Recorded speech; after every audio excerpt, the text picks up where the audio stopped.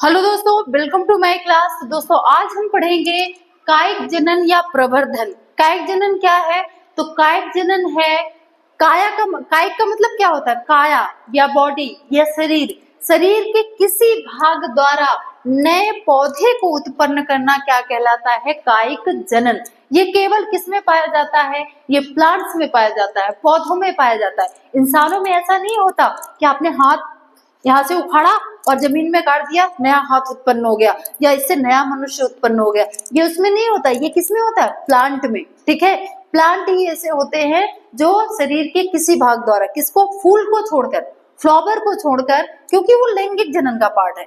Flower को छोड़कर शरीर के किसी भाग द्वारा, अगर फूल को आप तोड़ के फूल सहित ऐसे लगा भी दोगे ना, तो उस फूल से नया फूल नहीं उत्पन्न होगा।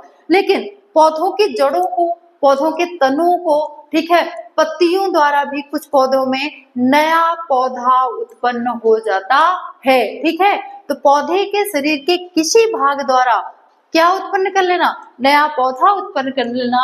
आपका क्या कहलाएगा दोस्तों? आपका कहलाएगा क्या?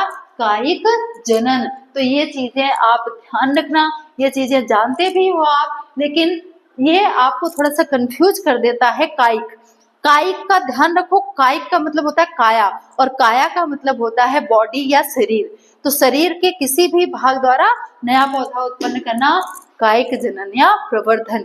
ये अलैंगिक जनन का ही भाग है, क्योंकि अलैंगिक जनन में भी वही होता है, उसमें युग्मक भाग नहीं लेते। शरीर के किसी भाग द्वारा नया पौधा उत्पन्न कर देना जिसमें युग्मक भाग न ले, वो क्या कहलाता है? लैंगिक जनन। तो अलैंगिक जनन का ही पार्ट क्या है? आपका कायिक जनन, जिसमें तनों द्वारा, पत्तियों द्वारा, जड़ों द्वारा नए पौधे की उत्पत्ति हो जाती है। ठीक है, तो आई होप आपको ये चीजें क्लियर हो गई होंगी कि कायिक जनन या प्रवर्धन हम किसे कहते हैं। क्लियर?